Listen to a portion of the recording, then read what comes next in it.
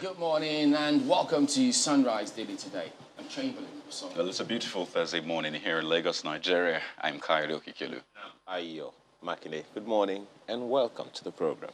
Very, very interesting times that we are in. Yes, we know that certain things have been done to see how we can boost the economy, and I mean, you get to hear all sorts of things these days. Some of them, look, I know that there are people who say, nothing surprises me. Sometimes I just try to interrogate that. I'm saying, nah, can it really be? And nothing surprises them. Maybe they've seen so much, they've seen a lot. Yeah, and they might have just been, battered by circumstances. But how about this one, guys? It's been out there for a long time, actually. But this time, a Lagos State High Court sitting in Ikoyi restrained all commercial banks in the country from releasing funds totaling over 11 billion to this Nigerian couple, Bamishe and Elizabeth Ajetomobi, who allegedly duped investors of over 22 billion naira and fled the country.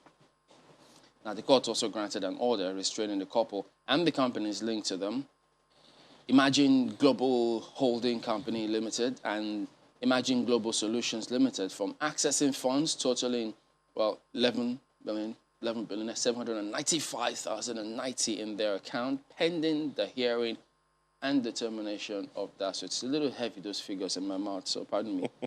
But Justice Tony Oyekon Abdullahi granted that order of Mariva injunction, they call it, freezing their assets following an ex parte application that was filed in October 15th this year by the applicants through their counsel, Adetunji Adedoyin Adeniyi. So, a Mariva injunction, it's known to be freeze your assets or order that is granting. It just prevents the defendant from dealing with the assets, moving or dissipating them, while legal proceedings are on. Guys, this story, when it broke, it circulated widely. It was huge, generated a lot of concerns and response, and it still is.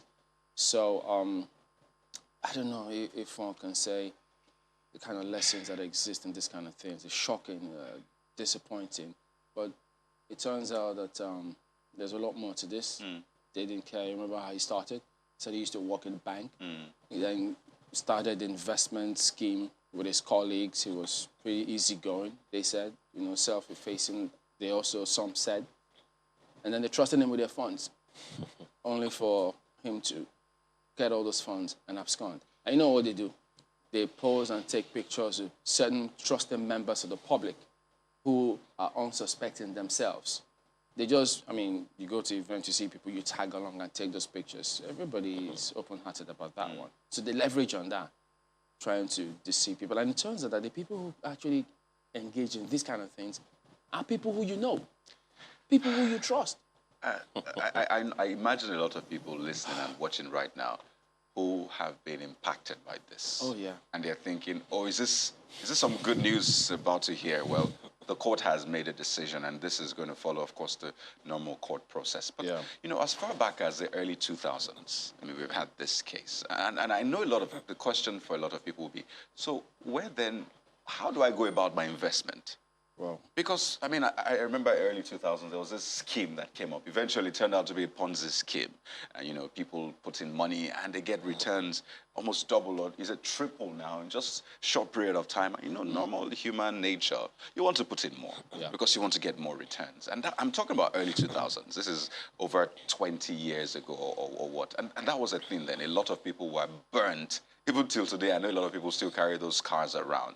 And I recall just about a few months ago, there was this other controversy. We've had series of Ponzi schemes, investment and all that. But my major challenge is this. Like I said, one, a lot of people want to invest, but they don't know what to invest in. Do they invest in a proper business that would employ people and get returns? And as Chamberlain said just before we came on the show, that itself has its own challenges because you have to get people you trust. You have to ensure that you monitor that business. And for a lot of people who are probably out of the country, it might be a tricky thing. So that's one. Two is find some of these investment opportunities, avenues. This thing became big because another, investment platform was said to be tied with it. And a lot of people thought, oh, wait a minute, my money was actually being invested there. Of course, a lot of back and forth. But the other part is this. So who is regulating these things? Just like a few months ago, there was this young man of Wales, something Wales Limited, who was also said to be involved in something similar. And a lot of people were shocked. So you wonder, who is regulating this? Who is overseeing this? Who is saying this is a Ponzi scheme? This is an investment platform and it's trusted. Don't forget, investment is risky, whether you like it or not. But there are different levels to this risk. There's low-risk investment. There's high-risk investment. So, I mean, whatever investment you get into, there will always be the risk. But who's ensuring that people know the kind of risk they're getting into? So this is low risk, you choose. This is high risk. Don't forget, you can be burned, but it's your choice anyway. So I think there needs to be more talks about regulators because imagine 22 billion naira. Some are calling it the largest Ponzi scheme. But don't forget, this is in court. But the truth is, a lot of people are burnt right now. I think the question you asked, who should be regulating? The first person to regulate is the investor. Thank you for answering that. I mean, come on. I mean, you know how hard you worked for your money. But, you know, as you guys were talking, the first thing that I'm wondering is, does anyone even remain the origin of 419? Or OBC. All right, of course, we know General it's a by code trade. in the law and all of that, Yeah. but, you know, it all came from, I think, the 90s, you know, during the various military governments that we had, where, I mean, it was just rife. Everybody was just defrauding anyone anyhow. That was the point at which I think government decided, look, we needed to set up a law called the Advanced Fee Fraud Act. Yeah. And so if there is any law that should be looking into such schemes, I think the Advanced Fee Fraud Law should be one of those laws. But you see, over time, the question you want to ask is, definitely, I mean, over time we've been talking about, you know, people getting into investments, having multiple streams of income here and there. So if you know how hard you worked for money, you know how long it took you to make a little money, and someone is promising you 100% increase, ROI within 2 weeks, something should Really? should ignite in your I head. don't think it works Wait like a that minute. for everyone. But sometimes it has I actually agree. I agree with it has you. worked where they invest and get certain, you know, returns. But Look at You never can tell with these look at recent history, the MMMs of this world and the rest of them. you see, of Once this it world, is- not just in this part of the world. Once This it is, world. once it is It's too, human nature kind of once, thing. I know, but you see, once it's too easy, shouldn't you be cautious? Ordinarily, you should. Ordinarily, Yeah. I've heard a But few. look at this scenario. People that are very close to you, they let you drop your guard. They just Chamberlain. come in like that. Chamberlain. Mark how I started. If you know how hard it took you to make a little money, and someone comes and is promising you easy money within such a short time, you should ask some questions. Why are the people who are rich today, who are known to be very rich today, why don't they make such investments? I mean, this They is not actually invest, Bitcoin. by the way. Okay. Yes, I mean, the top billionaires are Yeah. investments. Okay. I mean, They investment invest in gurus. those ones. Well, of course not. That's the point.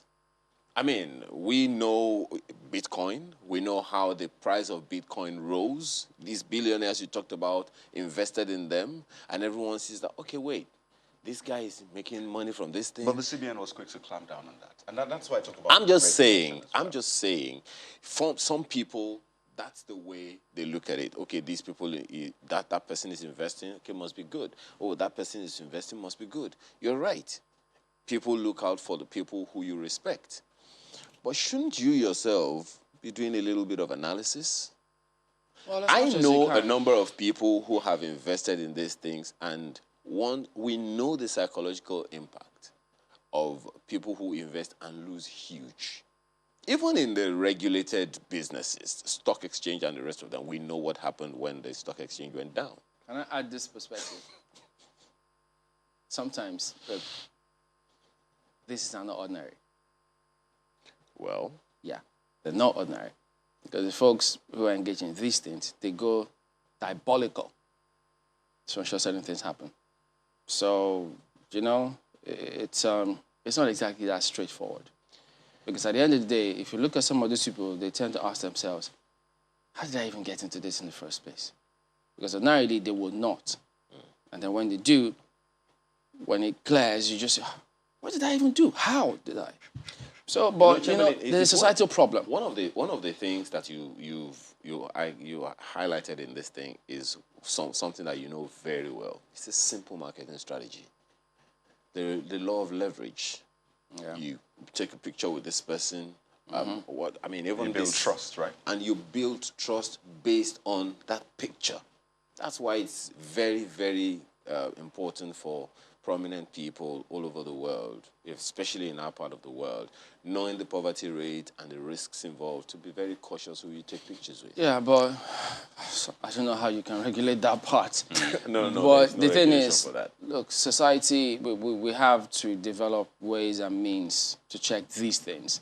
Because I think Tony Blair some years ago said the system over there is such that if certain funds enter into the system, they can track it and trace it. Can the same thing be said of us here? I know that we're trying to put in place all of the structure to ensure that those things work, but it's something that we need to keep trying to do. So there's a lot of factors. Well, this is, as Kayode said, this is an allegation. It's still in court. Yeah. But it's not the only one. It's just the only one that there we are have several. In fact, and if you- the EFCCs, the SFU, several of them, if you hear the kind of cases they're grappling with, they are overwhelmed with cases. Okay. They're overwhelmed. If your money is stuck in that, our hearts are with you, really. I know it's really painful. We do hope that this is resolved. Yeah, because it's just this is how people sweat. Yeah. They've labored over time, and then some people just come and then go this way. It's sometimes, you can't find words to describe this kind of things, but we just have to see how we can most times, detach ourselves.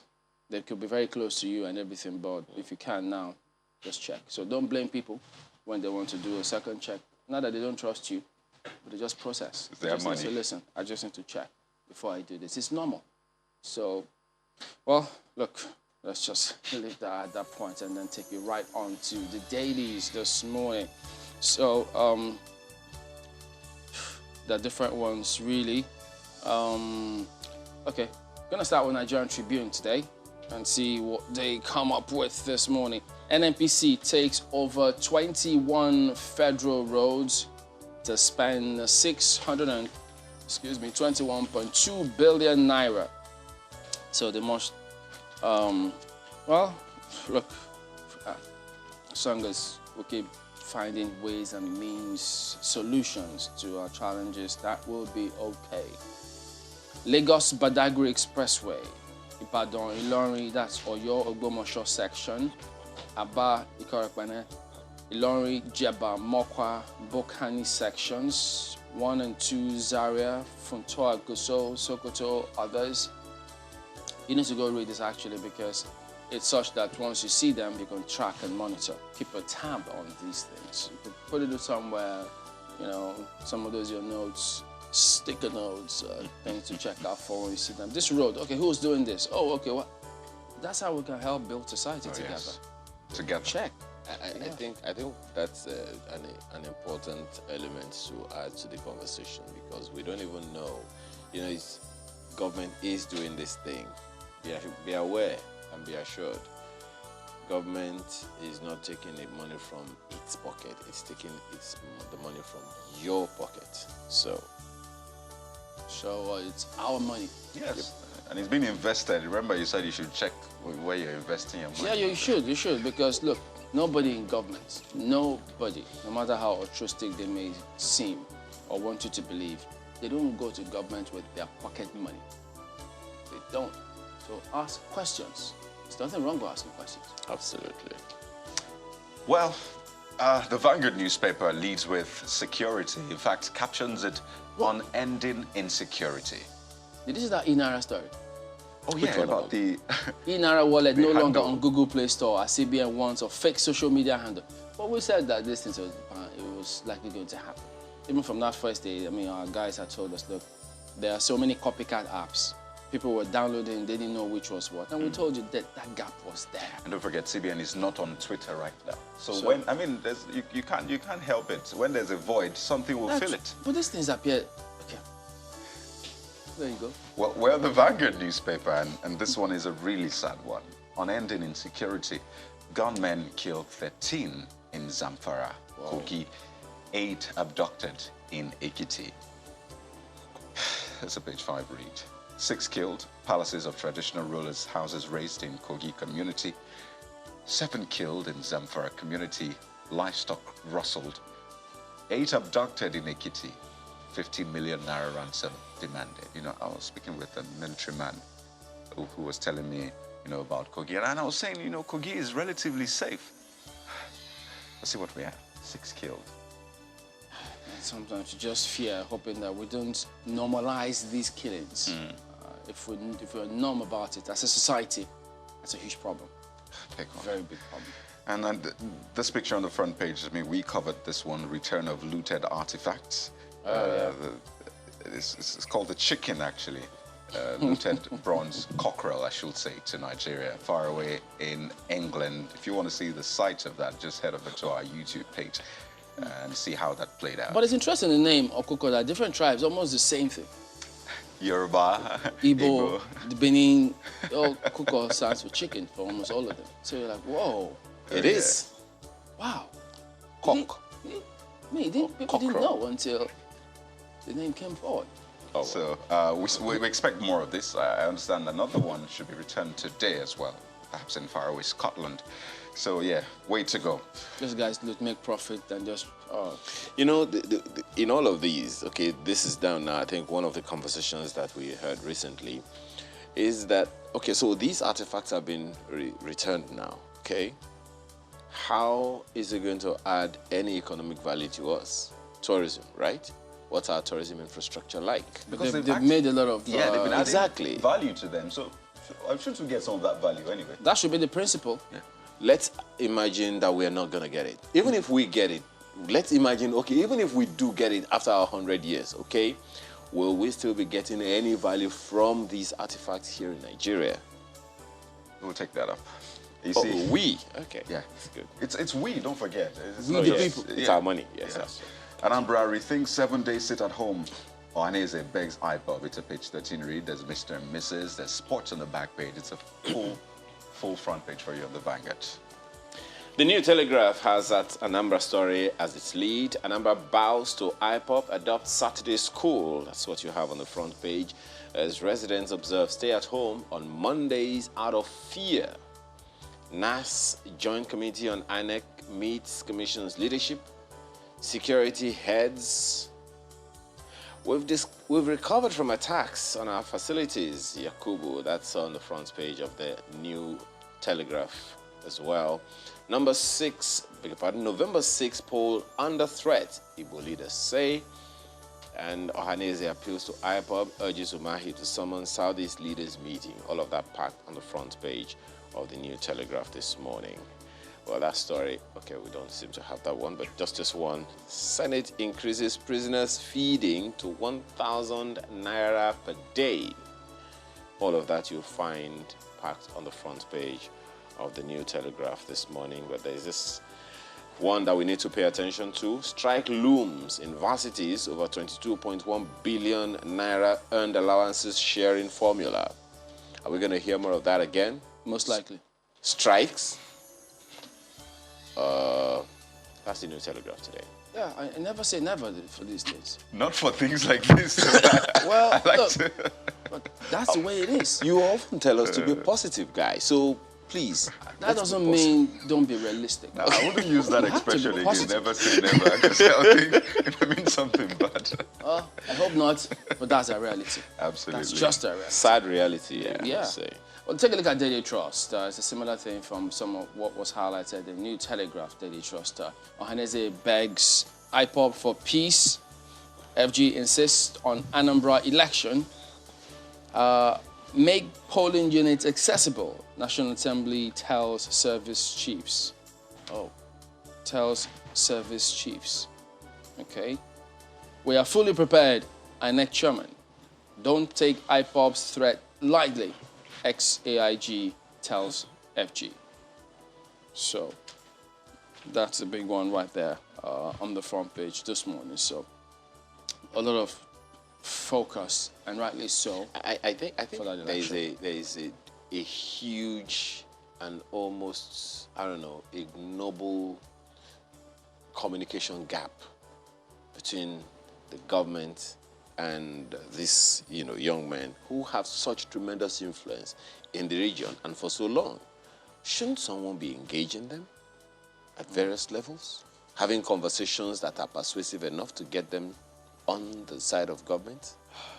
Well, the thing about it, it turns out that there's just so many factors to this. So, well, communication might be a huge part of it, but that's the Daily Trust anyways. Well, for The Guardian, the lead is on G20 summit. And you see, ahead G20 summit, ILO, others demand COVID-19 vaccine justice. So that's a conversation on the front page of The Guardian. G20 members have received 15 times more vaccine doses than African countries. Of 6.9 billion vaccine doses globally, only 2% administered in Africa.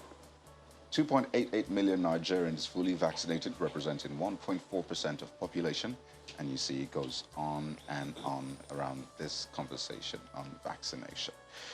You see FG to review licenses of discos, gencos over poor performance. About time. Yeah, the eyes may have it there. But we heard this before. This is not the first time. Well, in fact, the last time I think it was stronger than this. Yeah, but we don't know what happened. But if they're talking about that again, not about it. Well, the thing about it is that some of them did say that those who supported government thought, well, look, yes, it was good to have privatized because we needed to move that sector forward. But aren't there supposed to be phases and stages? How do we ensure we don't create regional monopolies wherein those chaps think that well, we're here. There's nothing you can do about it. Yeah. So you stick with that policy. That's how some of them have very poor customer relation. Communication is very poor with many of these people. What they do, how they operate it. I mean, the complaints on Ikeja Disco, for instance, you want that. Look at Eko, look at Ikeja, the dichotomy is there. So why is this Ikeja component so poor? And then, there's so many. Yola had challenges before they just hands off, and then government took over, tried. I think somebody else has bought it now or something. So, proper conversation maybe. Discourse. Big one. We just need electricity, period. I know, right? It's that simple. That's the bottom line.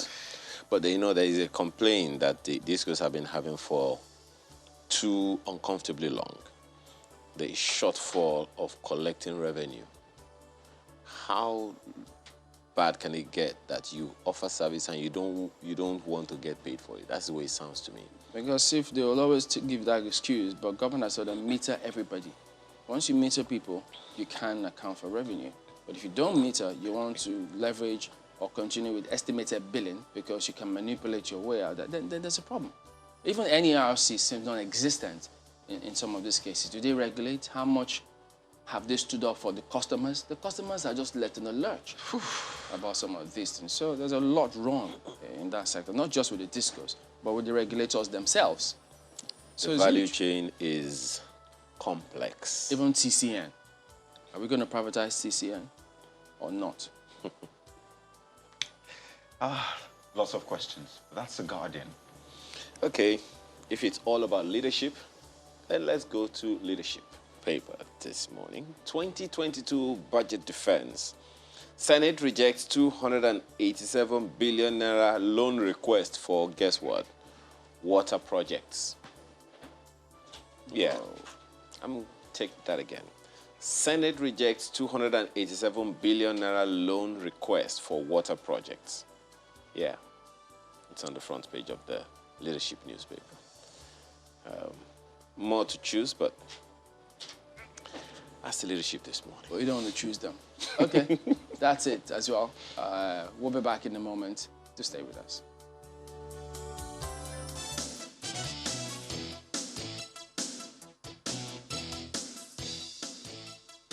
Welcome back. Well, yes, the build-up to the governorship election in Anambra State continues. We're starting off with Mr. Festus Okoye, who is a national commissioner with INEC, joining us this morning. Good morning, and thank you for coming on today. Well, yes, we did hear the chairman just talking to the members of the National Assembly how ready the commission is. But there are some, maybe one or two areas that could be of equal importance. Yes, you've talked about 12 of the key functions out of 14. But when it has to do with security, perhaps let me talk about logistics first, because we know that several elections, INEC has always said, look, we are ready. But at the end of the day, logistics turns out to be an Achilles heel eventually. You're still sticking with the transport workers. That appears to be the best bet that you do have now. But some days ago, there were reports as to some ad hoc staff, members of staff of INEC, who, for fear of security, just thought, they just absconded, even though we heard, well, there was no resignation. So what can you tell us about that particular matter? You know that the Independent National Electoral Commission released the timetable and schedule of activities for the conduct of this Anambra governorship election on the 19th day of January 2021. The implication is that this is an off-season election, and all of us were aware that this election was going to come. Now, based on that, the Independent National Electoral Commission also started putting its acts together. Now, based on our own processes and procedures, and also based on our own calculations and the number of new polling units we created, we made a determination that for ad hoc staff requirements, we need at least a total of 25,009 ad hoc staff. This will be made up of young men and women doing their national youth service who are going to act as presiding officers. And as you know, we have a total of 5,720 polling units in Anambra State. So we need these polling units to be manned by National Youth Service Corps members. Now, we also have assistant presiding officers 1, 2, and 3, and we harvest them from students of federal tertiary institutions. So there are basically 3 levels to the ad hoc staff recruitment process. 1, we recruit them through our INEC press. They apply through our portal, and then we process them through that particular portal. Then thereafter, those who have applied, we invite them to a training program. When we are done with the training, then thereafter we should issue them with letters of engagement. Now, during the training, what we normally do is that if we need 25,000 ad hoc staff, we may end up training 27,000 because we need to have some reserves or what we call redundancies in case somebody drops off on account of sickness or on account of other exigencies or a day before the election. Then after the training, we pay them their training allowance. And then thereafter, we issue them with letters of engagement, setting out their entitlements, setting out their rights, setting out their duties, and also setting out their own obligations to the commission and the commission's obligation to them. So after we issue them with the letters of engagement, then on Friday before the election day, we move them to the registration area centers. We have what we call super racks and ordinary racks, from where we deploy them on the first light. Now, any ad hoc staff that does not report to these registration area centers by 4 p.m. on Friday, we take it that the person is not interested in serving as an ad hoc staff. Then we take from the redundancies or from the reserves and make up, because these reserves have already been trained. So we just concluded the training of ad hoc staff, which we started on the 22nd, and we concluded on the 24th. So the next stage is to issue them with letters of engagement as ad hoc staff. I am not too sure that somebody can disengage from something he or she has not been recruited. Yes, there are concerns about security. Yes, there are concerns from parents relating to the security of their wards. Yes, the commission recognizes the fact that there are security issues, security concerns around Anambra State and through and in the Federation. But I think that it will be disingenuous and not in the interest of the nation for people to deliberately demobilize our ad hoc staff that we are tending to, that we are about to recruit. Now, in Anambra State, we have the resident electoral commissioner who speaks for the independent Pardon national me, electoral Mr. commission Okoye, at the state level. what do you mean deliberately demobilize? Could you shed light on that? Yes, because what I'm saying is that if you engage in deliberate misinformation aimed at creating fear, aimed at creating panic, aimed at making sure that parents panic, the implication of what you are trying to do is to also make sure that even those who are determined may likely back out at the end of the day.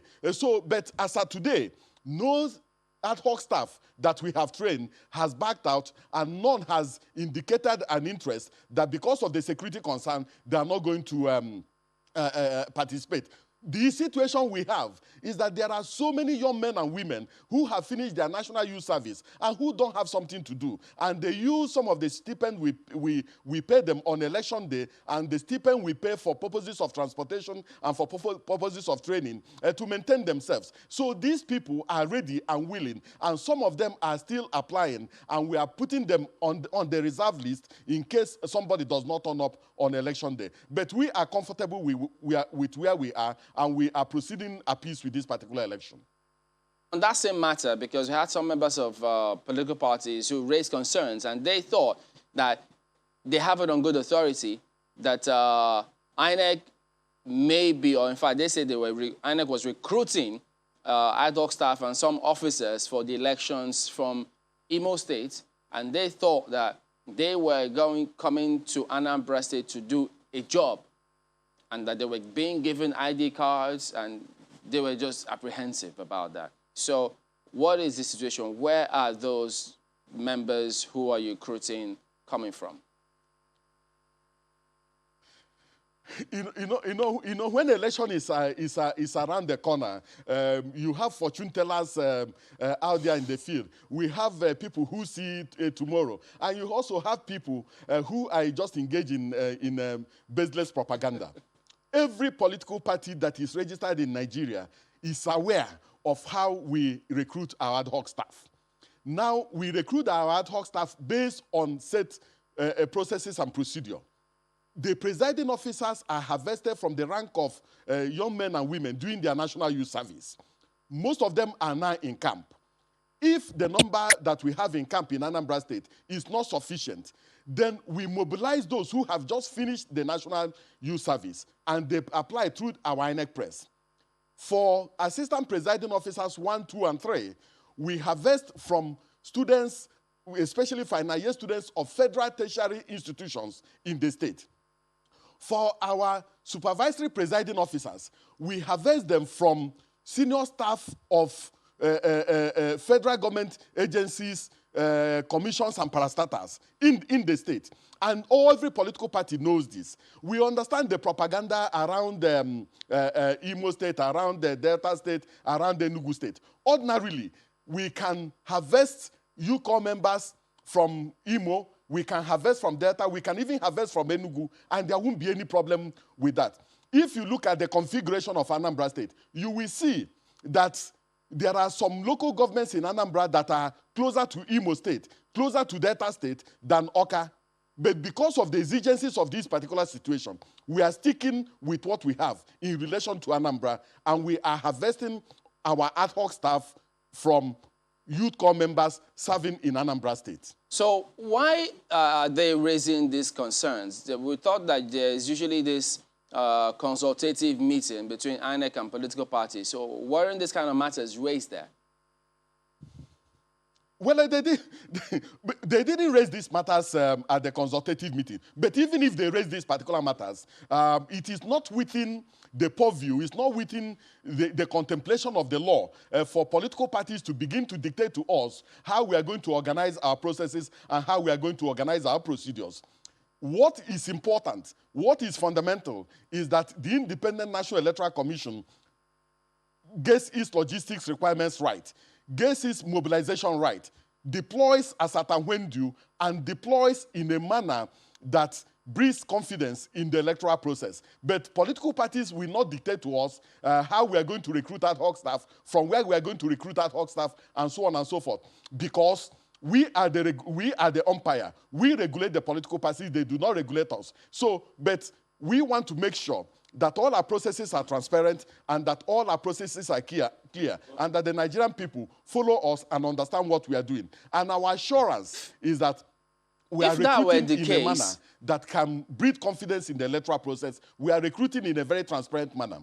But if that were the case, that you want it to be as transparent as possible, but they will not dictate to you, you will do what you want to do, why then have that meeting? Because if they raise concerns as to, look, if people come from, because I think the Africa person was talking about Futo and certain persons like that, so it doesn't matter what they think, INEC will recruit from wherever, even including from Futo, if need be.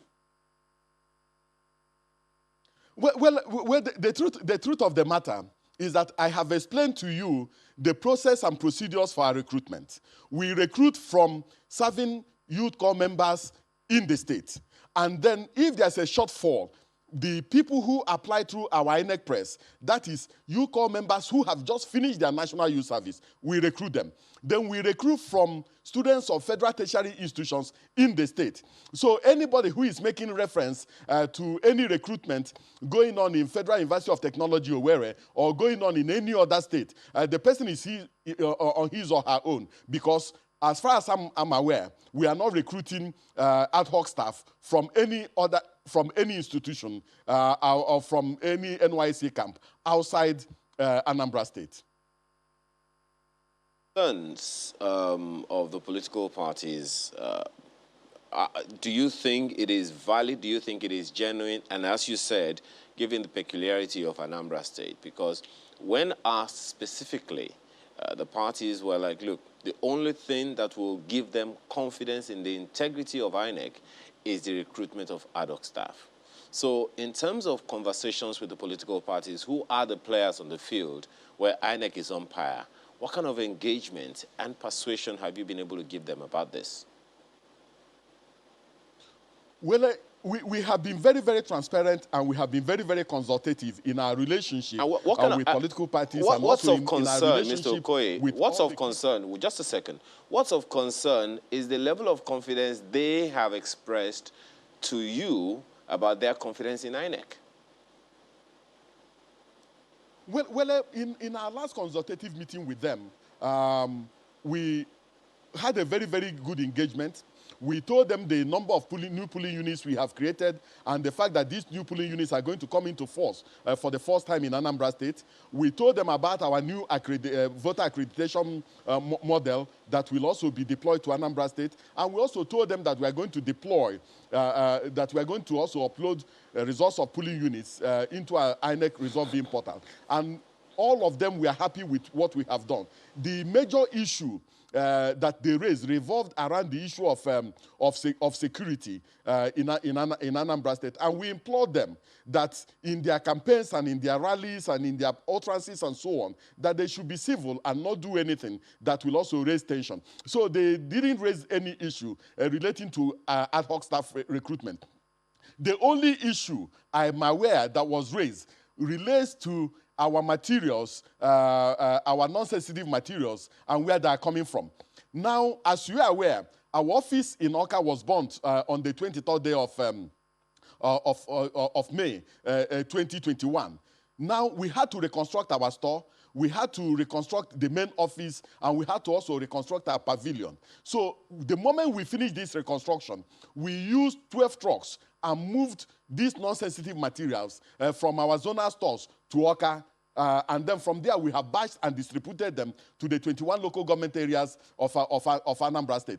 So they were of the impression that we are going to deploy our non-sensitive materials from our zonal office in Owerri to the contiguous local governments in Anambra State. But since we completed our stores that were burnt, we simply moved all the non-sensitive materials from our zonal office store in Port Harcourt and from our zonal store in Owerri, and also from our main store in the headquarters here into Oka, and then from there we batch them in accordance with the registration areas and move them to all the local government areas. So that was the only concern they raised, and as far as we are concerned, that concern was obviated, and we made it public what we were doing. Yeah, when speaking about you know, some of these concerns, you said, yes, we have security concerns, and it's something that is known to everyone that that is a major concern. And it was against that backdrop earlier, much earlier, that INEC had said, unless these issues are addressed, there may be no election in Anambra. And now, of course, there has been a level of confidence as far as INEC is concerned. So how do we pass this confidence INEC has to the people who are going to do the voting? Well, you know, from beginning, the Independent National Electoral Commission has made it very, very clear that it was going to proceed with this particular election. We also made it very clear to the Nigerian people that we are prepared and that we are ready for this election. And based on that, we have never looked back. We kept on implementing our timetable and schedule of activities. And as the chairman pointed out to the joint committee of the Senate and the House of Representatives yesterday, we have implemented 12 out of the 14 activities we have in our timetable and schedule of activities. Now, they also raised the issue of security concerns. And we did inform them that we are also concerned about the issue of security in Anambra State. But we also had representatives of the DSS, the Immigration, the Federal Road Safety Commission, and so on. And then we also we have had consultative meetings at a very high level with the leadership of the Nigerian Police Force, that is the lead agency in the election security, and also with the Commissioner of Police in Anambra State. And they have assured us that they have the capacity and are working assiduously to make sure that this election is conducted in a safe and secure environment. We have also reached out to the National Peace Committee, and they're going to be in Anambra for the purposes of signing a peace accord. And as you can see, the traditional rulers, the clergy, civil society groups and organizations, and key stakeholders in Anambra State have also been calling for peace. And we believe that with the level of mobilization that has been done in terms of the traditional institution and other stakeholders, that we are going to have a good election in Anambra State. Well, that's certainly the hope of a lot of people, really, because the build-up has left a lot to be desired in terms of security. And I just wonder, I mean, we'll expand this conversation and bring up some other issues that were raised yesterday, but still on security quickly. So I imagine that this is a very peculiar one for INEC. I mean, you had in Edo and Ondo the previous year, and, you know, the mix for Anambra is quite different. I mean, the different things that come to play in this particular election is peculiar, really. Talk about the threats, the insecurity, the build-up, the attacks on INEC's offices, and a lot of other things. So I wonder for you, has this been more costly for INEC setting up this election in terms of, you know, having to replace these things, having to, you know, do a lot of extra things? So in terms of cost, if you compare this with Edo and Ondo, just how expensive has this been for INEC? Well, the situation is different, the trajectory is different, and we are conducting this particular election in very unusual circumstance. This is because we had to rebuild our office in Nnewi North and I think Idemili North, where our offices, local government offices, we are burnt. We had to replace over 326 generating sets that we mopped up from our local government offices and stored in the headquarters, thinking that the headquarters will be more secure.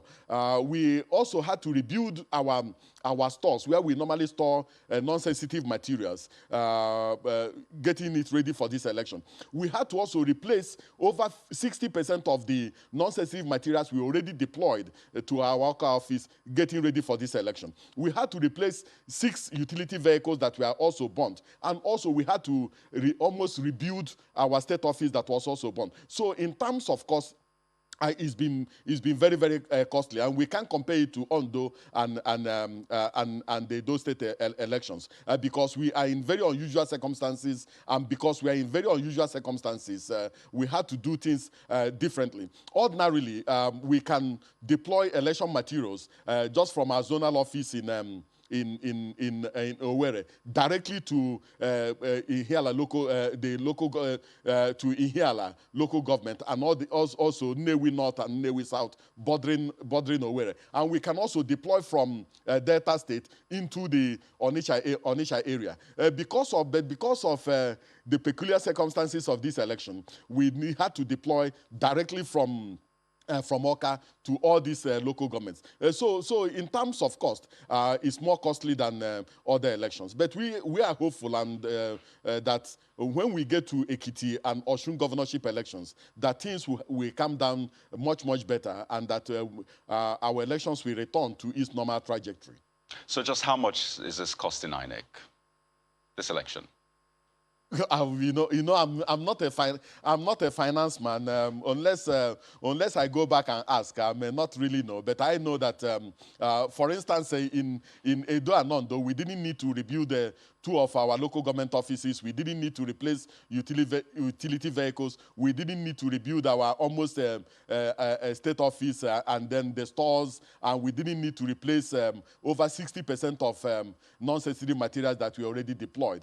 So I do not have the figure offered, but I can find out from the finance people. Okay, I'll be expecting to hear in that regard. But let's come back to the, conduct of the election proper. We have 9 days to that election, a lot of anticipation. And one of the issues raised by the political parties we spoke to yesterday is this talk about the BVAC, the bimodal voter accreditation model that will be used for that election. So INEC is saying that no BVAC or no ZPAD used, no voted. And one of the parties actually said, well, they are worried, really. So what happens if, this is eventually implemented? Does that mean that if the ZPAD doesn't work, one even shared his fears that it might be circumvented or tampered with? Does that mean that the people in that area will be disenfranchised, especially if it's a stronghold of a particular party? So bringing all of that together, how is INEC approaching this?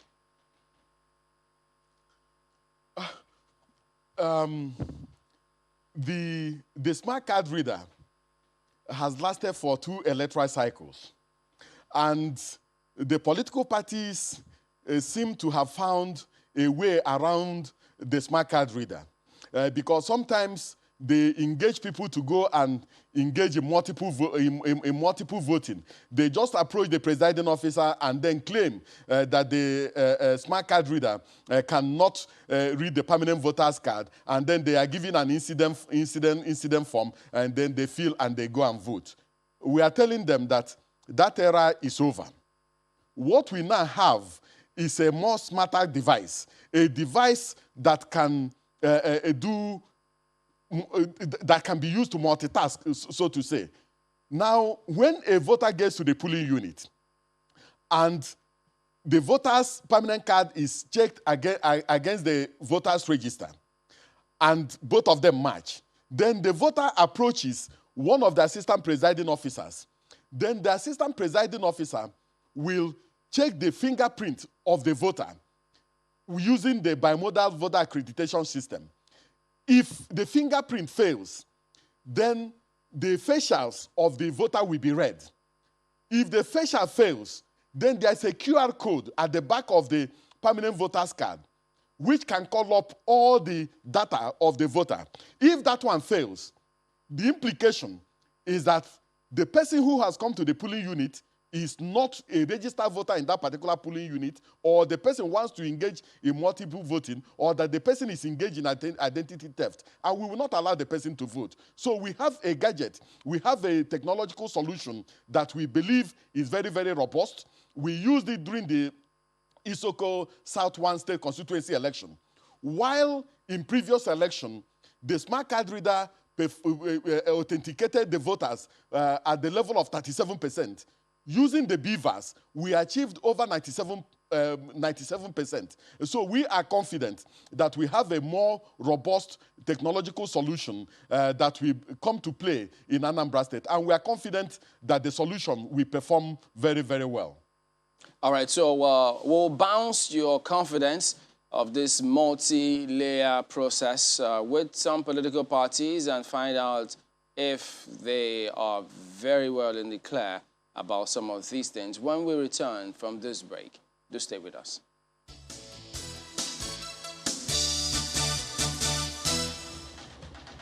Thanks for staying with us. Just before we bring in those other guests, Mr. Okoye, a quick question. You talked about the PVCs. Have the voters received their PVCs in Anambra State? After the cleanup of the new registrants, after we completed the continuous voters registration exercise, we had to clean up the register itself. And then after the cleaning up, we discovered a total of 62,698 multiple registrants. And then when we concluded the cleanup, the figure came down to 76,104 valid registrants. Now, there were also some people who did transfer and so on and so forth. So the total PVCs we have printed is 81,774. Those PVCs will be in Anambra State today. We have the email addresses of some of the registrants. We have their telephone numbers. We are going to contact them and ask them to come and collect their PVCs. And then, we also devolve to the registration areas in Anambra State. And so we're also going to devolve the collection to the registration areas in Anambra State.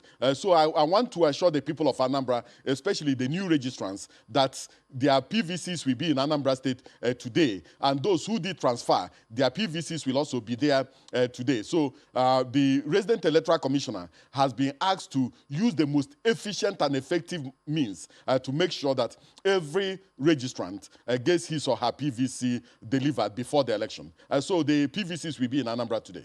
Well, Mr. Okoye, there are many who will be shocked that PVCs will be in Anambra today. How many days before the elections?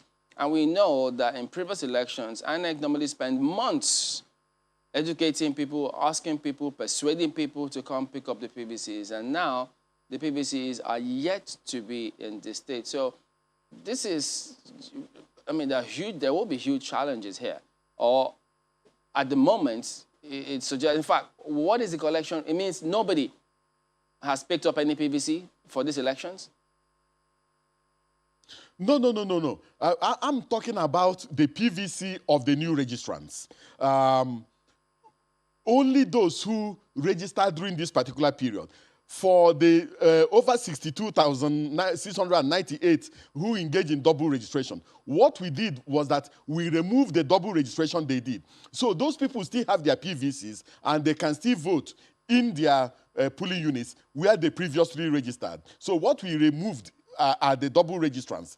Now, those who are previously registered already have their PVCs and they have no concerns whatsoever.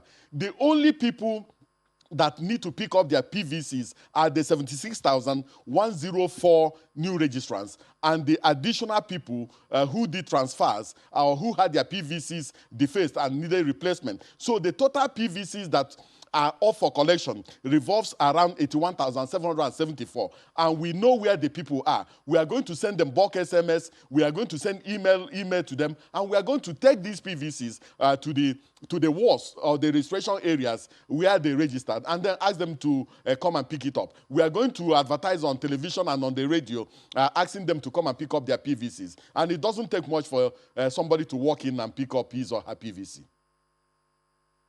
1,000 people affected now. So if we could just get to the nitty-gritty of this, because it's important to, educate people on what to expect. So, we're all on the same page here. How will the logistics work? Will they be collected even during weekends? If you say we'll get to the States today, wonder what time? Morning, afternoon, evening, then we'll be taken to those different areas, the local government and the grassroots. I wonder how long that will take as well. So what will the collection be like? What's the plan? Will they be able to collect it during weekends? And I'm just wondering, really, by INEC standards, is this normal? Is this late? Maybe is this even early? I don't know if you could just combine all of that.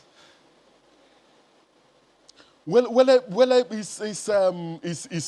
normal if you ask me, and also it's slightly unusual because when we begin the distribution, we have to discountenance some days.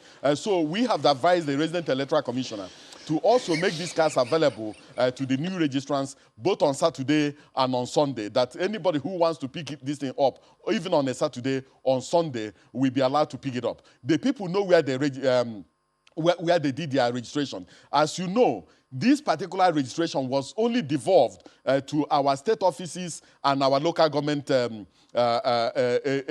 offices. And then we devolved to the registration areas. So every person who registered knows the registration area or the ward where he or she registered. So we are going to engage in massive enlightenment for people to know that their cards are available and that they can come pick up these cards and then get ready for voting. And we really don't envisage any huge challenge relating to people picking up their voters' cards. If people spent a day or two trying to get themselves registered, of course they can spend 10 or 20 10 minutes or 5 minutes and pick up their PVCs. And so we encourage the people of Anambra to pick up their PVCs because their PVC is their power. It gives them that sovereign right to make their choice and that sovereign right to make a determination on who governs them. And so it's very, very powerful, and they should go pick up their PVCs.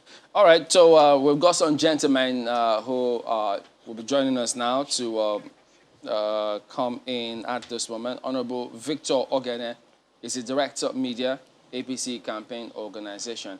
But eventually we'll also have Dr. Harris Chuma Odili, who is a DG ADC Governorship Campaign Organization. Both of them will be joining us from Oka. Well, good morning, Mr. Ogene. Thank you for joining us on the program today. Well, you've heard what Mr. Okoye has said extensively ever since he joined up. So are you, first, by the way, if you do have questions for him, just as we'll tell Mr. Chumodili as well, if you've got questions for INEC, you can also ask. So, but tell us, what is your impression about what INEC has said just now about preparations for the forthcoming Anambra governorship elections?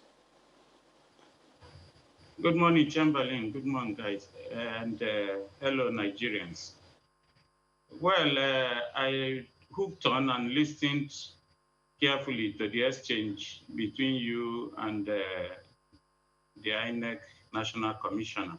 And the only area that I would have some concerns is about the voters.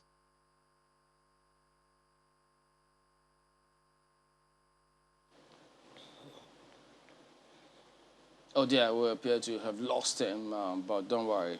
We're hoping this won't happen on election day in the state so that they can vote actively. But I suspect he was going to make comments about the voter registration, the access to some of the things. But we've heard Mr. Okoye trying to encourage people to come forward and pick up their elections. By the way, we'll try and get that connection sorted and come back to him. Yeah, Ayo, go ahead. Well, let me take this back to Mr. Okoye. Well, so I don't know if you caught a glimpse of one of the issues that he's trying to raise there. You may want to respond to that. But there is concern about voter education, especially because of all of the issues that we have been dealing with. But before you respond, I understand that our guest Ogene is back. Please go ahead, Mr. Ogene.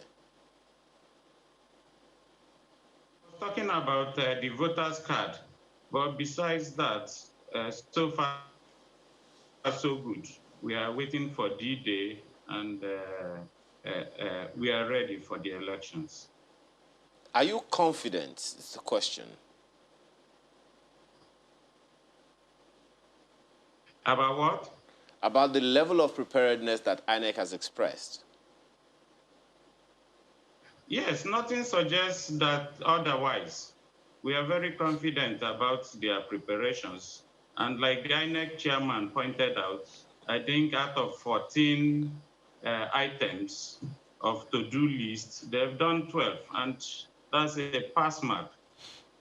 So regarding the voter card, which you said, I mean, that's the issue you had. You were about to make the point earlier before the connection failed on us. Can you just, you know, explain that further? When you say you have issues with the voter card, what exactly do you mean, so we can get INEC to respond if it hasn't already? No, what I meant actually was if they had more time, because with the security fears hovering around the state, some people who are in the hinterlands might find it a little difficult coming out to their local government headquarters to collect SIM. But we still have time on our hands, like he explained, Saturday and Sunday inclusive.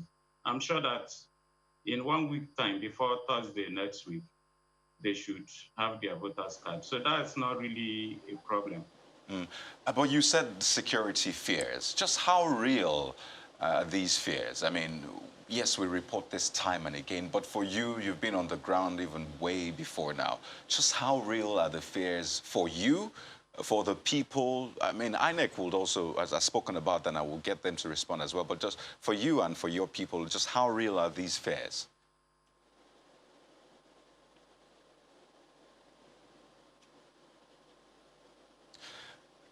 Okay, we'll work on that.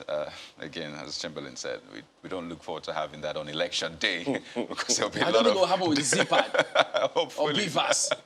Well, Mr. Okoye, we seem to be having challenges with connection How would the from ZPAD Anambra. work like this? Are you worried about this as well? I wonder. No, no, I'm not worried. But let me just explain, because I listened to him. We are deploying the collection not only to the local government areas, but to the registration areas or to the wards. So the distribution will be very, very close to those who register for this particular election. On the issue of connection on election day, Anambra is a highly connected place, and the network is very good in Anambra. And as you know, immediately after we finish accreditation, after voting, sorting and counting of the votes at the polling unit, we are going to also use the BVAS for purposes of uploading polling unit results into our INEC result Vim portal. So the moment it is locked up inside the BVAS, the moment you get a small network, it will just transmit the data directly to the portal. So we don't have concerns, we don't have issues around that. I supervised the election in Gwaram Federal Constituency of Jigawa State, and we didn't have any serious concern relating to the uploading of polling unit results. I also supervised the Magama Rijau Federal Constituency election in Niger State, and we didn't have any challenge. And I also supervised the Cross River North senatorial election, and we didn't have any challenge uploading the polling unit results. And we are not going to have challenge in relation to Anambra State, because Anambra State has a better configuration than some of these places I've just mentioned. And, you know, this brings an issue that has been brewing for a while. Well, the Senate seems to have backtracked on that, and that's the electronic transmission or uploading, as you said. So that perhaps explains why INEC has said, well, we are able to do this. This is something that is not a big deal. So I just wonder if it's something that INEC has been doing, uploading, even without the law being changed, as there's been a lot of clamor for it. Just what is, then how important really is this, whether or not it is a thing in law, if INEC is already uploading electronically, as it were? It's as a lawyer, I understand some of these things differently. It's slightly more complicated than that. Yes, we upload polling unit results into our result Vim portal for public viewing, for purposes of building the confidence of our people, and also for purposes of accountability. But if you look at the law itself, if you take a very close look at Section 63 of the Electoral Act, you will see, and the other corresponding sections, you will see that our elections revolves around a step-by-step approach. the moment elections are over at a polling unit, the votes are counted, the scores of the candidates are entered into Form EC8A, and then the presiding officer will sign Form EC8A and also stamp it. The polling agents, if they're available, also countersign, and then a copy each is given to the polling agents or the party agents and the security agencies who are available. Now, that result moves from the polling unit to the registration area collation center, or ward collation center, where the collation officer also collates the result into Form EC8B, and then stamps, signs, and then the polling agents will also do the same, and copies given to them. Now, when he leaves there to the local governments, if it's a state assembly election, it goes to the state assembly collation center where the results are declared and the winner announced. Now, these things are manual as provided in the law. They are not electronic based. And so you cannot use these results we are uploading for the purposes of making a declaration and also for purposes of making a return. But if the law is changed and this manual process is adjusted or removed or made a duality, then these results that we're uploading can also be used for the purposes of declaration and for purposes of return. But as of today, the results we are uploading cannot be used if there are legal challenges in court, because what the law as of today recognizes are the manually collated and manually declared results and the manual returns that are made. And so that's what we are saying. If the law is amended and some of these impediments in the Electoral Act 2010 as amended are removed, then we can do a harmonization and have a duality. And then if there's a problem between the manually collated result and the electronically transmitted result, then we will do a reconciliation and then one of them will prevail. That's the point we are making. So it's not as if we do not know what to do in relation to uploading of polling unit results and transmission of election results. All right, I think we'll have the other gentleman back in now, Honorable Victor Ogene, as well as Dr. Harris Chuma Odili. So, Honorable Ogene, are you done with making the point about the voter cards? Yeah, I think the question I was asked had to do with security. Okay. And on that, I'd like to say that Anambra State was one of the states highly regarded for its good security network, where the Governor, Chief Willie Obiano, purchased helicopters, drones, surveillance cameras, including dogs and horses. But surprisingly, at the nick of time, when these things were needed, they were nowhere to be found. The stock in the streets of Oka and elsewhere in Anambra State is where these dogs and horses eating as culinary delight. We didn't see them, and so we had to. All right, we'll also sort that out.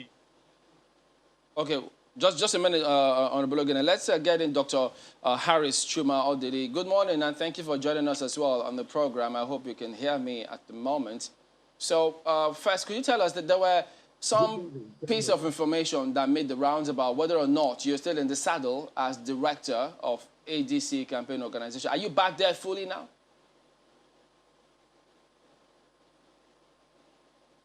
Dr. Harris, can you hear me? However. Oh, okay. I'm not sure he can.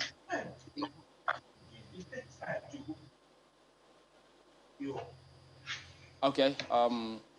We've got both of them lined up, so that's why some of this interference coming through. But Honorable Ogene, please go ahead with your points, please.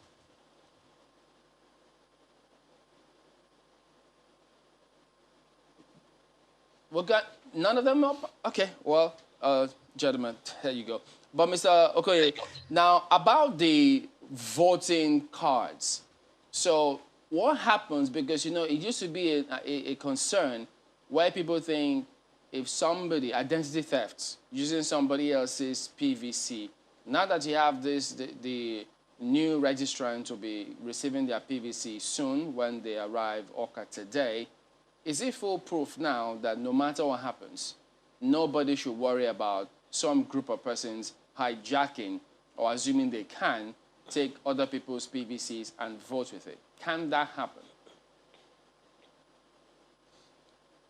Those people have no place in the Anambra governorship election because the biometrics of the voters has been imputed into the BVAS itself. It's no longer on the permanent voters card. So while the permanent voters card still has the chip on it, the data of the voters is also inside the BVAS. So if we can't read their fingerprints, if we can't read their facials, we can't read their, the QR code embedded in their permanent voters card, you should simply not even approach the polling units on election day, because if you don't pass that authentication, you will not be allowed to vote, because we are confident and we are sure that the equipment we have is robust and that we have done multi-layered approach to the issue of voter authentication, using the fingerprint, using the facial, and using the QR code. So if you are not, unless, you know, because the only way we cannot authenticate you is that if you leave your fingerprints at home and also you leave your face at home and then you come to the polling unit, of course we cannot authenticate you if that happens. But so long as you come to the polling unit as a human being with fingerprints and with your face and with your permanent voter's card, we will authenticate you unless you are not the owner of the card or unless you are engaged in identity theft. Oh dear. I'm just wondering, Mr. Okoye, is that even possible? So leave your face at home. On a lighter note, Alice. Okay, well, I think we've got Mr. Harris back. It just keeps flipping. Dr. Harris, can you hear us now?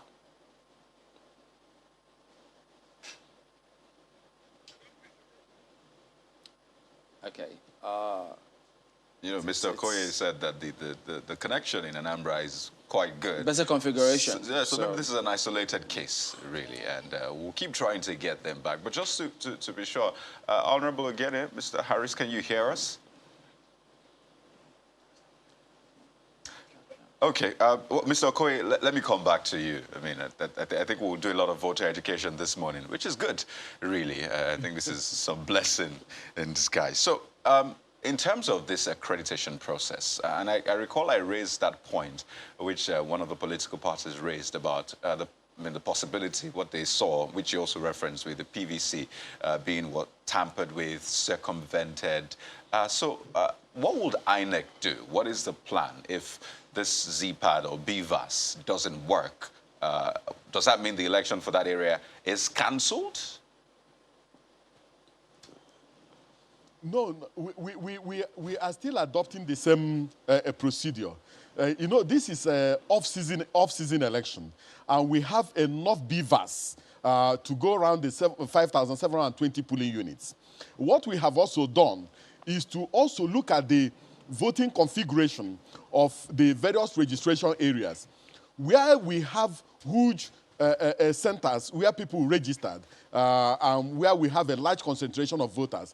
We will deploy enough redundancies to those areas. And we have made a determination that for some big local governments, we are going to deploy at least 3 to 5 redundancies or reserves to each registration area. Now, if you look at the voters register, which we gave to the political parties, there are some polling units that have between 1 and 49 registered voters. This is because these polling units have been created, but they have not been populated, and we didn't want to do a huge disruption in relation to some of these things. So in relation to those areas, small registration areas, we will just put 1 or 2 reserves. Now, if there's a challenge with the BVAS, we have enough technical assistance in each of the registration areas to deal with it. If they are unable to deal with it, we replace it. But if around 12 noon, we have not replaced it. We will suspend the election in that particular area and then do it the following day. But we are confident that we have enough reserves in Anambra State to obviate any possible challenge with the beavers. So, I mean, with these upgrades, this extra layers, trying to make the election much more credible, transparent, and smooth. In fact, INEC has been credited to have said that this will be embarrassingly transparent. In terms of getting election results, okay. Do we have results for Mr. Harris? Mr. Okoye, please hold on. Let's get back to Mr. Harris. I understand that he's back. Just to be sure, are you back? Oh. Thank you for your patience. I'm back. Oh, you're back like you never left. We hope the voters will be patient on that day too, with INEC. Hopefully. But, you know, Chamberlain was asking about certain reports making the rounds about you, what is it, resigning from politics or from ADC campaign? What exactly happened, and what is your, where are you now? Well, I am where I have been. I am where I am. And, you know, as a journalist,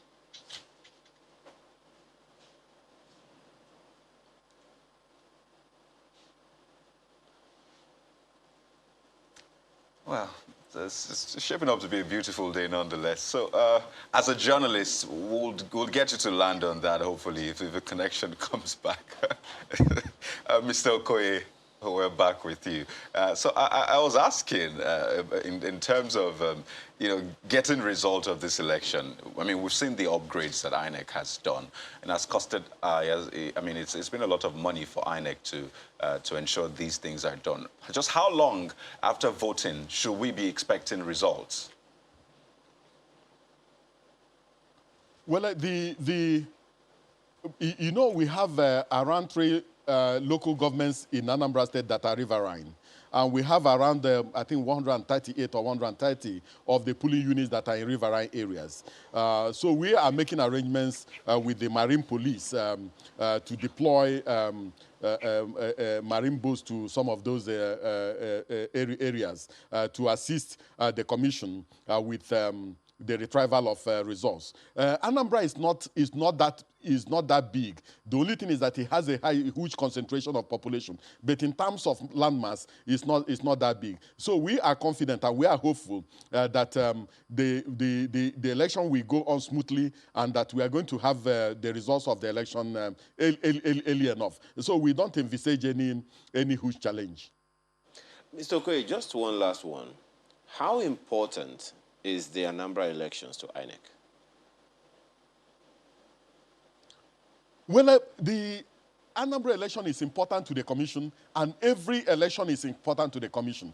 Now, you see, sometimes a state assembly election may be more contentious, may be more problematic, and may be more challenging to the Commission than even a governorship election.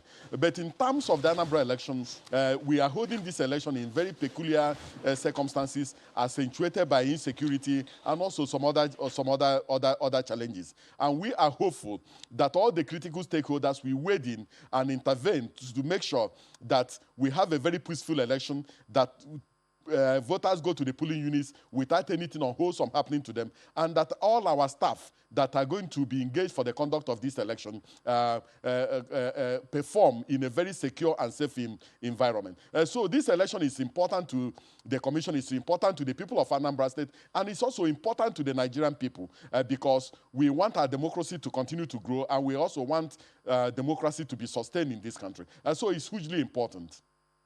All right, then, Mr. Festus Okoye, thank you very much indeed for your time today. I appreciate this opportunity. We're back in a moment. Stay with us.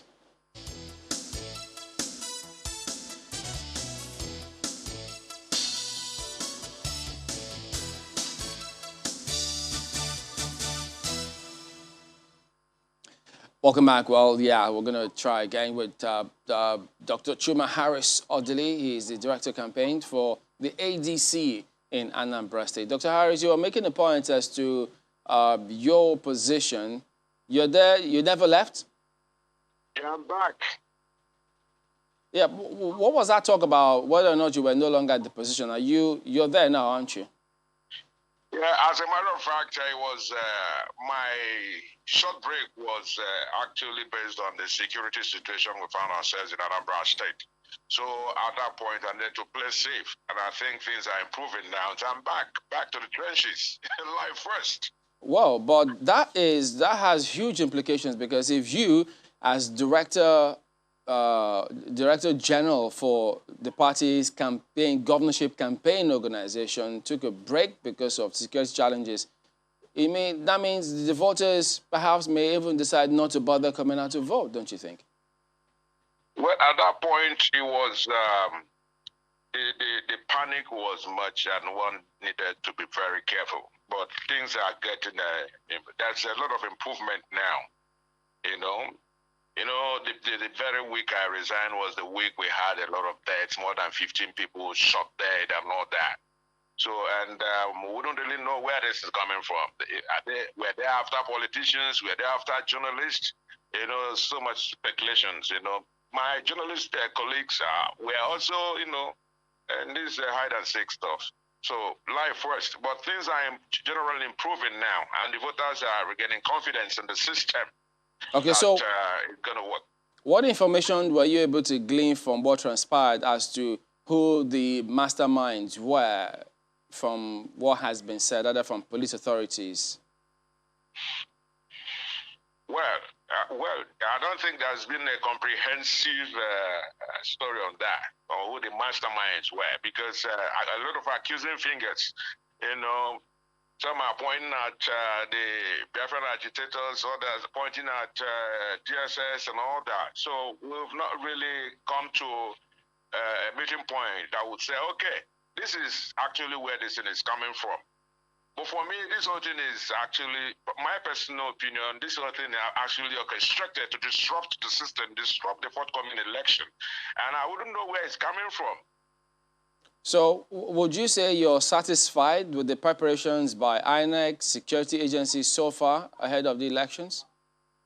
Well, as we speak, I'm in Anambra, I'm on ground, and I can see the security agencies, their presence is increasing in Anambra State as we speak. And the INEC, I don't know how prepared they are. I hope they will not come last minute to tell us that blah, blah, blah, the usual English now, that we're going to postpone this. So I urge INEC to be firm and to ensure that they work with law enforcement agencies to pull through. Most especially their staff who are going to be in the field, who are going to be out there. The security of life is very important, more important than the properties, both non-sensitive and sensitive he was talking about. We're talking about lives of people who are going to work out there. I know these days, this issue of shutdown, it sends, panic to the spines, and people tend to, avoid, going out and all that. So a lot of campaign need to be run to restore confidence, restore confidence in our people that they should come out and be part of the process of electing. Did your party attend the consultative committee meeting with INEC? Did you get a sense that they were going to perhaps shift the elections, as you alluded to just now? Come again, Chamberlain. Did your party attend the consultative meeting with INEC? And if you did you get any sense that they were going to shift the elections, as you suggested? Well, no, we didn't get. But if what is going by what is going on now, and the presence of the law enforcement agencies on the streets everywhere in Anambra, I think everything will go well. And INEC has done a good job in trying to make sure that the voters have access. I mean, the political parties have access, access to information as regards to this forthcoming election. But looking at dissecting what the man on the TV said today, it sounds a little bit jittery. It sounds a little bit jittery. Which man will that be? That is ready. Which man? You know, I was off and on. Yeah, we had two of them. We had the INEC, and then we had the APC representative, who was still on anyway. The APC man. He was I think jittery? it's Afam Ogene. What do you mean he was jittery? It sounds a bit jittery.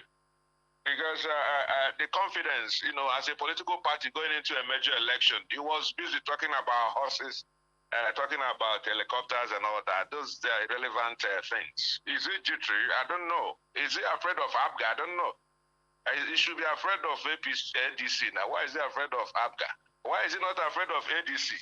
Okay, let's ask him directly. I think we'll have him back on the line. Honorable Ogene, are you there? So could you answer directly? Are you afraid? Are you afraid of the forthcoming election? Your party afraid?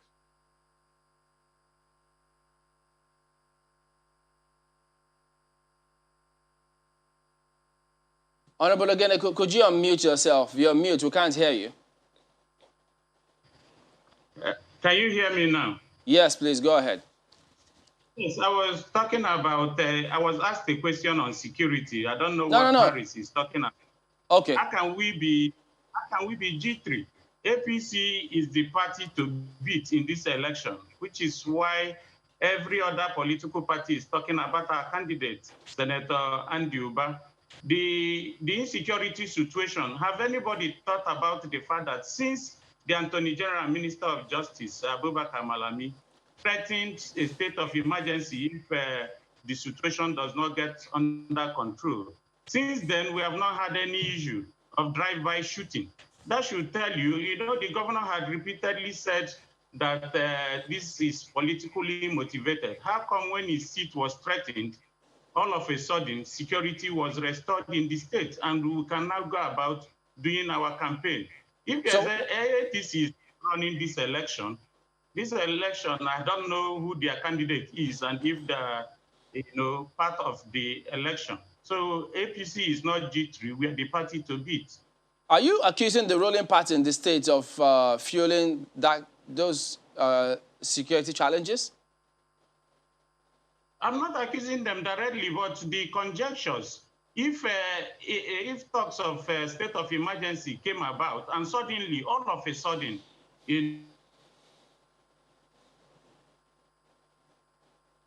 Okay, well, Pierce, I lost him there, so just trying to find out. But Dr. Harris, you heard him clearly there. He says he doesn't even know who your candidate is. How can the ADC accuse APC of being afraid? Dr. Harris? Yeah, Chamberlain. He says he doesn't even know who your candidate is. So how can you accuse him of the APC of being afraid of the ADC? As a matter of fact, Afam Ogene is not on ground in Anambra State. He's relatively unknown, and even in the political circle, he just came in as a Johnny just come. For him to say he does not know who Akachukwuwampo is, I think that is the height of insensitivity on the whole side. The thing is that Afam Ogene and the party he represents, you know, they are afraid of the ruling party. And I was asking, why are they not afraid of ADC? Akachukwuwampo was a very strong contender in ABGA before we were disqualified. We left ABGA for African Democratic Congress. You know, and we after the primaries, you know, we won the ticket of ADC. And we've been all over the place. Akachukwuwampo is ex-presidential aide. He's a presidential aide, even now as a convoy, personal convoy to ex-president Goodluck Jonathan. So if he says he does not know who Akachukwuwampo is, and he's from Anambra State, we should check his DNA. Do you realistically think that your candidate has a chance or will win the elections? You see, this is the chance here. The chance we have here is that this forthcoming election is Akachukwu against the so-called big parties, ADC against the so-called big parties. And our chance is very clear here. You know, we are the grassroots. We have the structure, you know, in the 326 wards in Anambra State. And we have this thing going for us, the grassroots connect that we have. And our campaign has been on Umunna ideology, Umunna revolution. We are not those guys who are on the road doing road shows, and all that. We have penetrated every Umunna kindred. All right, does the ADC? People in Anambra State who are all right, just hang on a minute. Does the ADC have any local government chairman or local council chairman elected under their party? Yes. I mean, in government? Yes, in Anambra State at the moment. Anambra State has not conducted, Anambra State government has not conducted local government election for donkey years now. So do you have members in the State House of Assembly? That's what I'm saying. We don't. This is our first major outing. So what structures are you referring to then? We have existing structures. We have existing structures. The Umunna system that you know that works in Igbo land, we have it covered. And we have it covered. We have it covered beyond the local government. We went deep in. Right. We've done a lot of research on this, a study, a painstaking study just on that the final note, the right data to work with. And I'm telling you that Dr. Harris, political parties, just on a final note, know that these other political parties, APC, APGA, PDP, they have messed up the system, and they cannot give them another chance. Dr. Harris, we're closing now. Just on a final note. All right, Dr. Chuma Harris, thank you very much indeed for your time. I wish you all the best for the elections. Thank you for having me. Well, part of the reason for holding these elections and putting people in government is to ensure that the needful is done to secure not just the present, but the future. But then the concerns that we have about the issue of out-of-school children is actually something. But we just want to also very quickly thank Honorable Victor Ogene, Director of Media, APC Campaign Organization in Anambra. Thank you so much for your time and thoughts this morning. Well, very quickly, let's talk to the Commissioner for Education in Kano State on the issue of addressing the issue of out-of-school children in Kano. Thanks for joining us this morning, Sanusi Seidu Kiru. How significant a concern is this, in your opinion? Many people have been talking about the issue of out-of-school children.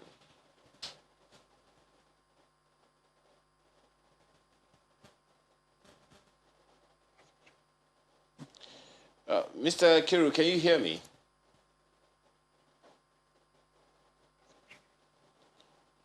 Hello, Mr. Sanusi Seidu Kiru, Commissioner for Education in Kano State. Can you hear me? Yeah, I'm with you. Okay. How significant a problem do you see this out-of-school children issue that the president also raised at an event yesterday?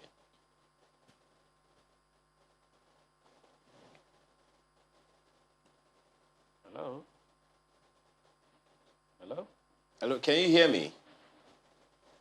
Okay, I'm hearing you now. Okay.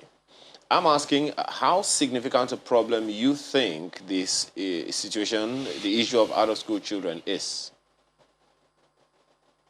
It is a terrible situation because, you see, the issue of out-of-school children, the impact, the implication cannot be seen right now, but definitely in the future.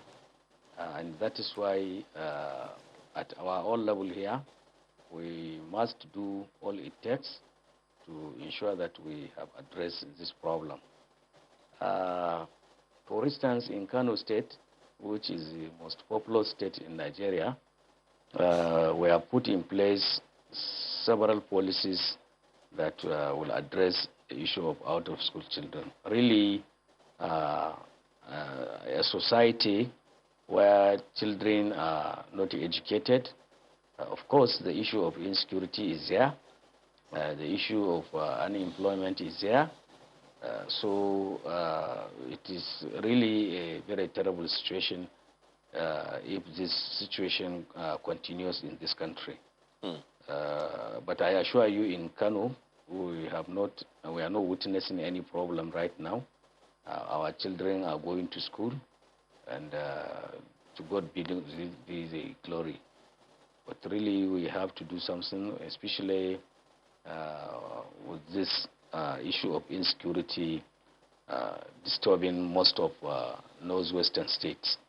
So in the next 5-6 years, I'm sure if the situation is not handled appropriately, we will begin to see the implication. Well, Honorable Commissioner, there was a report last year, according to UNICEF, that says Kano leads in out-of-school children with 1.5 million. That was a 2018 report, honestly. Well, this is a 2020 report. That cannot be possible because when I came in, I saw the same figure in 2019 that we have 1.2 million children in Kano. But from 2019 to date, I assure you, we have put in place several policies, and I think there was this issue of Almajiri or street beggars coming into Kano from different states, especially our neighboring states. I chaired a committee for the repatriation of these Almajiris, and I think we have done so greatly in repatriating Almajiris to other states like Kaduna. We have taken them to Kebbi, Sokoto, Zamfara, Jigawa, Bauchi, Plateau, and several other states. So immediately after that, the state government also established about 2 model Almajiri boarding schools to which we have admitted students already. And also, you can remember, the state government also disbursed more than 1.6 billion naira to our 44 local governments for construction of more classes, rehabilitation of dilapidated ones. So we also put in place a pre and compulsory basic education law in Kano, which means all school-age children must go to school.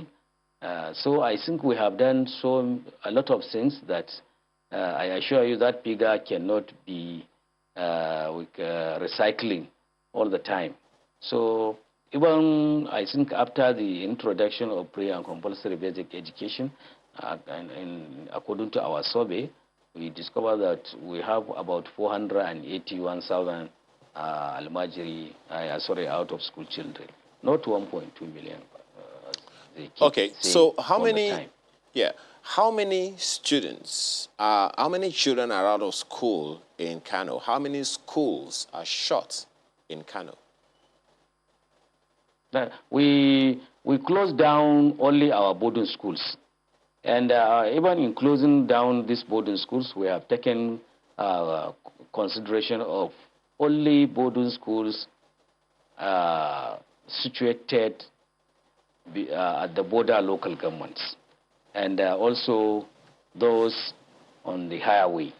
So I think in total we closed down about 30 to 32 boarding schools. But despite closing the schools, even before we closed down the schools, we had to ensure adequate and proper placement of the students in other places. So our closure of schools does not affect our students in any way, honestly. And no primary school in Kano State is closed down. No primary school at all.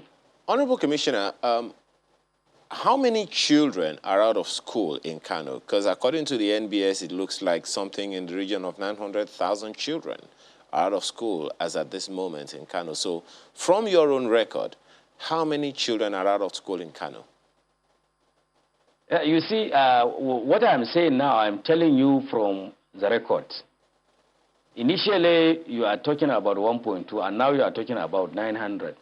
And now I'm saying, all in all, in accordance with our survey, in accordance with our record, we have done an annual school census, and which has been, of course, validated by the Kano State Bureau of Statistics and the National Bureau of Statistics. So according to our record, that figure must be around 480 or 481,000. and that is what we are trying to address now. Okay. Well, you raised another valid point earlier while you were speaking about the issue of the severity of out-of-school children and how long it'll take. Now, in the future, you said that in the present it may not be significant, but it is a problem waiting to happen in the future. Since we know that it's a problem that is going to happen in the future, what do you think can be done, whether in Kano or wherever else that we have this situation? What can be done to ensure that the problem waiting to happen doesn't come? Well, you see, that is why I said in Kano, we understand that if children are not educated, of course, that is the repercussion we are seeing all over. This issue of banditry, you see, is a byproduct of people allowing people not to be educated. That is why in Kano, we introduced this issue of pre and compulsory education, that every school-age children must go to school. And this law is there, is in operation currently. If you have a child and you refuse to take him to school, then that law will work on you. It's either the issue of fine, or we take you to correctional centers, or we merge the two together for you.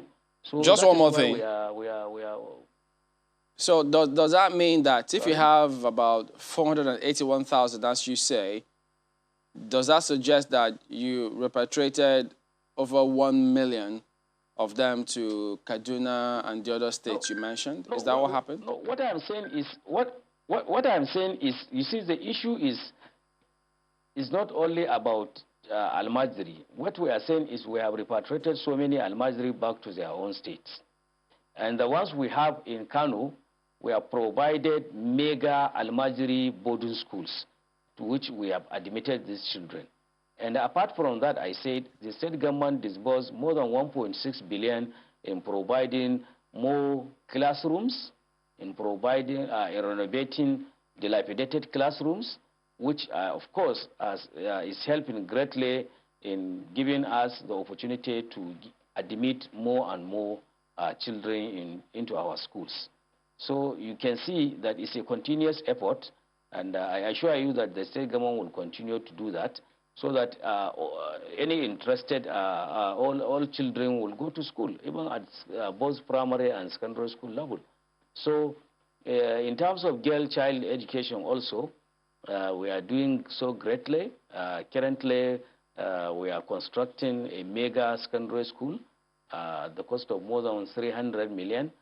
This mega secondary school will provide more than 40 to 42 classrooms, and is in the ancient city of Kano, and is specifically for girls. So you can see the issue of street hawking by these girls who are refusing to go to school is also going to be addressed. So the problem is multidimensional, and also the approach we are taking from the state government is also multidimensional. We must have to address all these problems. So we cannot say that we have addressed the problem squarely, but it's a continuous process, and this is exactly what we are doing in Kano. All right. Well, we have to thank you very much and trust that, you'll be able to take on these issues as you have enumerated to us today. Sanusi Seidu Kiru is Commissioner for Education in Kano State. He joined us from our Kano studio. Thank you one more time. Well, Thank you very much. All right, let's jump right into reviewing some of your messages. This one comes in from Mufutao Adewale, talking about Ponzi scheme. He thinks right away that the rate at which innocent people fall in the hands of Ponzi scheme is very alarming. CAC certificate gives victims confidence that the business is duly registered and being supervised by government. Concerned government agencies are therefore charged to keep post-register supervision on businesses and also background checking by investors. Well, Sam shares his personal experience, saying that he almost invested in MMM because somebody he respected a lot was already on board, and he convinced him to invest. Well, he says, thankfully, that Ponzi scheme crashed just before he joined. Saved by the bell, by the crash. Absolutely. He goes on to say the hardship in the land is what is making a lot of people fall for these Ponzi schemes. But, hey, people invest millions, by the way. So are they going through hardship as well? Well, they're just trying to see, make extra income and be sure that they keep things afloat, basically. Generally, if Streams of income. If you've got 1 million naira and above, I don't think there's much hardship on you. But, let me go on with this mail. Before you know it, it will disappear. Goes on to say people need an additional source of income in these difficult times. Then says, I think the media can do a lot to educate the public by inviting real investment experts to talk about the dangers of these 419 Ponzi schemes. These schemes are very, very many these days. I hope those ones invited won't turn out then to be... Well, Samuel, what have you been watching? Because that's been happening for years, decades over here. If you want to invest in elections. Yes. How? Anambra elections, not just... Ejike Eze says, elections in Nigeria cost us so much, majorly because of the poor culture of our politicians who have a mentality of always trying to, quote, beat the system, unquote. Our technology deployment for elections in Nigeria can only be envied by many advanced countries. However, we keep having issues of credibility, transparency, and security, all because of the politics of win at all costs. If our politicians play by the rules, we will have better elections without having to spend so much. See? Invest in elections. With your votes. Thank you. Well, there you go. That is it today as well. Thank you all for watching. We'll see you tomorrow. I'm Chamberlain. I'm Kayode Okikiolu. Have a wonderful day. I'm Ayo Makinde.